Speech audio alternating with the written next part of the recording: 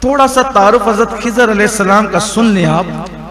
ان کے والد کا نام حضرت ملکان ہے، ان کا اصل نام بلیا ہے، اور ان کا لقب ابو العباس ہے. ان کو خضر بھی کہتے ہیں، خضر بھی کہتے ہیں، اور خضر بھی کہتے ہیں، تینوں صحیح ہے. ان کو خضر کہنے کی وجہ کیا ہے کہ یہ جہاں پیر رکھتے ہیں وہاں ہریالی اگ جاتی ہے، جہاں بیٹھ جائیں وہاں ہریالی آ جائے، اس لیے ان کو خضر کہتے ہیں. ہمارے بعض بزرگوں نے لکھا ہے کہ جو ان کا نام، ان کے والد کا نام اور ان کا لقب یاد رکھے انشاءاللہ اس کا خاتمہ ایمان پر ہوگا. نام بلیا اور ان کا لقب ابو العباس، یعنی ان کی کنیت ابو العباس، اور ان کے والد کا نام ملکان. میں نے یہاں آ کر کے سوچتا ہوں جب خضر کا کوئی نام یاد رکھے تو اس کا خاتمہ ایمان پر ہوگا، جانے خضر محمد الرسول اللہ کا نام کوئی جپتا رہے تو اس کا خاتمہ ایمان پر کیوں نہیں ہوگا انشاءاللہ. کیونکہ کہاں خضر ہے کہاں جانے خضر ہے، کہاں بشر ہے کہاں جانے بشر ہے، کہاں بشر ہے کہاں خیر البشر ہے. تو یہ خضر علیہ السلام جو ہیں ان کے بارے میں بڑا اختلاف ہے. کوئی کہتا ہے نبی ہے، کوئی کہتا ہے ولی ہے. اب اس میں نہیں پڑھتے، ہم کہتے ہیں جو ہیں وہ ہیں. اب اس پہ کیا بحث کریں؟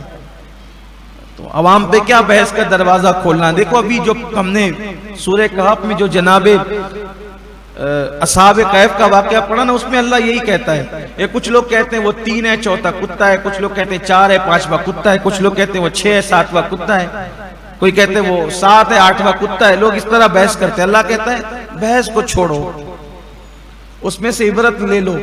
جو بھی ہے ان کی تعداد لوگ ظن تخمین اور اپنی اپنی مرضی سے بولتے ہیں، اس کا علم اللہ کے پاس. کوئی کہتا ہے اتنے سال سوئے اتنے سال سوئے، اللہ کہتا ہے اللہ کے پاس اس کا علم ہے. تو زیادہ بحث میں نہیں پڑھنے کا، واقعات سے عبرت لینے کا. بس ہمیں کیا پتا اور ہمیں اس سے کیا کرنا. ہم تو سب نبیوں پر ایمان لائے. تحقیق کا کام علماء کا کام ہے، عوام کا کام ہے عبرت لے. زیادہ جو وہ ڈیپ میں نہ گھسیں کہ آپ خود ہی جنبل میں پڑ جائیں، مسائل میں گھر جائیں. ایسا نہیں. اللہ نے علم دیا جن کو وہ تحقیق کرتے ہیں، باتیں کرتے ہیں. لیکن زیادہ تر بزرگان دین یہی کہتے ہیں ان کے بارے میں. جلالین کے اندر یہ بات موجود ہے. اکثر علماء کا قول یہی ہے کہ آپ اللہ کے ولی ہیں. زیادہ تر میں نے جلالین سے پڑھ دیا. اب آپ کا ذوق جس کو قبول کرے آپ کرے، لیکن بحث کا دروازہ میں نہیں کھولنا، اس کا خیال رکھنا. یہ زندہ ہیں، ابھی بھی زندہ ہیں. خضر ابھی بھی زندہ ہیں. یہ سکندر ذوالقرنین کے خالہ زاد بھائی ہیں. آگے ابھی کل ان کا ذکر آ جائے گا، سکندر ذوالقرنین کا. سورہ کہف کا اینڈ اسی پر ہو رہا ہے. تو ان دونوں کو چاہیے تھا آب حیات. آب حیات کوئی کہانی قصہ ہوائی قصہ نہیں، یہ حقیقت ہے. آب حیات، انہوں نے آب حیات پیا ہے. خضر کو مل گیا آب حیات. دونوں ڈھونڈنے نکلے تھے لیکن خضر کو مل گیا آب حیات، اس لیے وہ زندہ ہیں اور انشاءاللہ قیامت تک زندہ رہیں. ابھی بھی یہ زندہ ہیں اور سال میں 1 مرتبہ یہ حاجیوں کا جب حج کا موسم آتا ہے تو مینا میں یہ وہاں بکروں کا اور جانوروں کا بزنس کرنے آتے ہیں.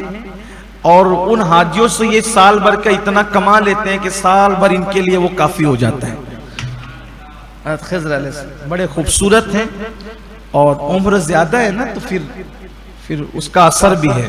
لیکن اکثر یہ دریاؤں کے آس پاس ہوتے ہیں، سمندروں کے آس پاس. کئی بزرگوں سے اور اللہ والوں سے ان کی ملاقات ہوتی رہتی ہے.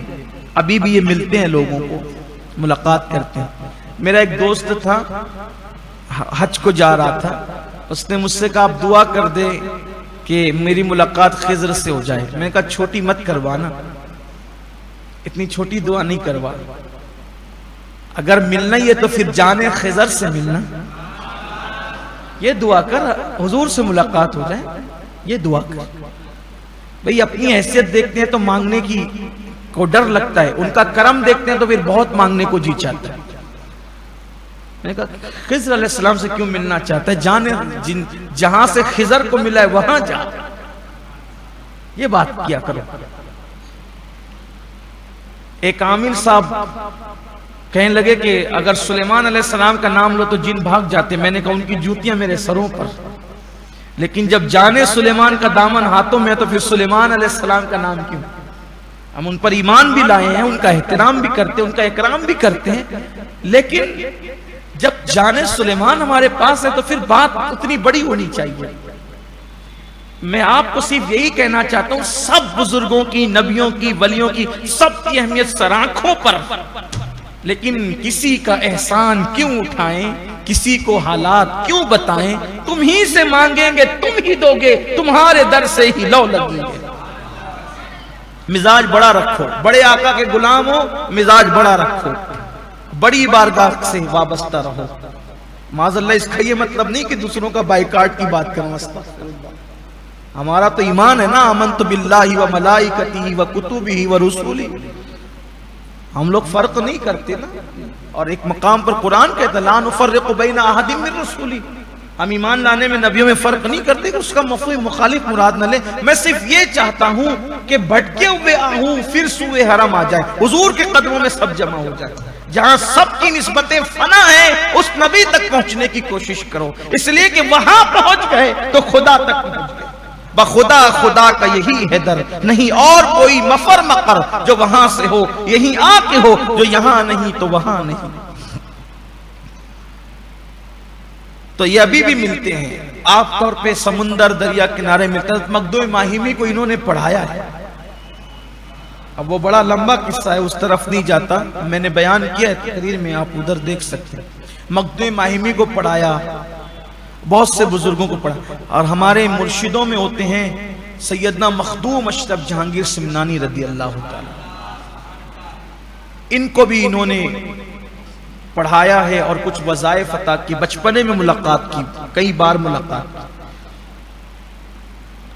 ایک بزرگ اور ہوتے ہیں حضرت شیخ عبد الرحمن ردولوی رحمت اللہ علیہ، وہ فرماتے ہیں کہ جب بھی مجھے خضر علیہ السلام کی زیارت کا شوق ہوتا، میں مخدوم سمنا کی چوکھٹ پہ چلا جاتا، مجھے وہاں زیارت ہو جاتی۔ ابھی بھی لوگ یہ کہتے ہیں، ہمارے بزرگوں نے فرمایا کہ حضرت سیدی سرکار مسعود سالار غازی بہرائچ شریف والے، حضرت سیدی مسعود سالار غازی رحمت اللہ تعالی علیہ، ان کے آستانے پر ہر 40 منٹ کے بعد خضر علیہ السلام کی حاضری ہوتی ہے ابھی بھی۔ اس لیے جب کوئی وہاں جا کے فاتحہ پڑھا کرے تو کم سے کم 1 گھنٹہ بیٹھا کرے، تاکہ ہر 40 منٹ کے بعد وہ آتے ہیں تو ان کی موجودگی میں آپ کی فاتحہ ہو جائے۔ بڑا آستان ہے، غریب نواز سے پہلے کے بزرگ حضرت سیدی سالار مسعود غازی رحمت اللہ علیہ بہرائچ شریف، بڑا آستان ہے، تقریباً کم و بیش 14 سال کی عمر میں آپ کی شہادت ہوئی، شہید ہوئے 14 سال کی عمر میں آپ، بڑے بزرگ ہیں، ان کی زندگی انشاءاللہ کبھی بیان ہوگی، وقت ہمارے پاس نازک ہے، مختصر ہے، لیکن یہ بتانا چاہتا ہوں کہ ابھی بھی ملتے ہیں۔